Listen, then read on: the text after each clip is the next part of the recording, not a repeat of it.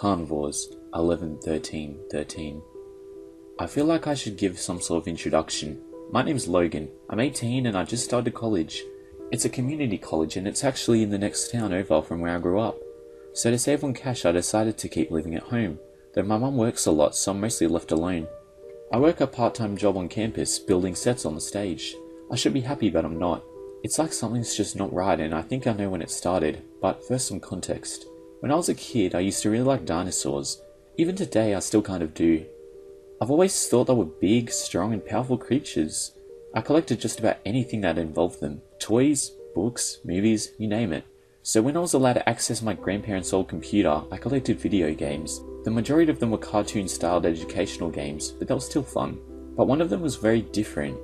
It was a simple peasy hunting game, wandering around and shooting whatever dinosaurs got in your way.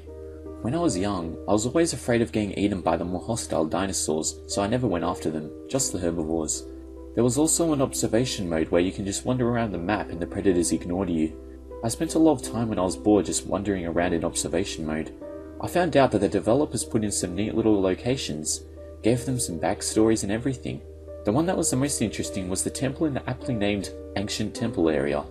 I found it to be a good hiding place when I was brave enough to hunt after T-Rex, since it can't seem to climb steep surfaces and the majority of the temple was surrounded by high walls and lava. When I was hunting there, I heard a creepy voice. It creeped me out at first, but then I realized that it was part of the game. According to the lore of the game, the temple was a place where an ancient civilization worshipped some sort of velociraptor god. This interested me. I wonder if there was some secret way to summon this creature and maybe hunt it. I tried everything I could think of, which went as far as using the raptor call in the middle of the temple.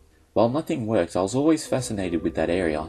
I was used to more complex games that would usually have a reason for an area like that, a purpose. Disappointed, I carried on and eventually forgot about the game entirely. I knew there were 3 more games in the series, but I never played them. That is until recently. I just ended up reminiscing about the game and looked up a wikia for it. I had a thing for trivia, so I pretty much read the whole wikia, and to my surprise, the game had been released on mobile phones and the PSN. After a little more research, it turns out that it was the second and the third games, the ones that I've been wanting to play. So naturally, I bought the games and downloaded them. Once that was done, I was a little disappointed to find out that only the iOS versions got updates like new dinosaurs and such, but I was happy to relive a bit of my childhood. When I started up the game, everything was normal. In fact, it was only a few weeks before anything bizarre happened. I was hunting in the Fort Siskin area and by now I had unlocked the laser rifle and was wiping out entire islands. I had passed the Stonehenge area and for a split second I saw a dark figure on the screen. From what I saw, it looked bipedal and maybe even about human-sized. I thought it was a glitch at first. I was playing the PSP version and it was prone to be a bit buggy, but then I heard a voice. I instantly recognized it as the one from the temple in the first game, but this was a port of the second. It shouldn't be here. Maybe the second game was built on the top of the first game's data and accidentally left in, I figured. Or maybe it was just a joke or something. I didn't think much of it until I heard it again. I looked around the game and I saw that same figure as well. I didn't think it was a glitch anymore, it's too obvious.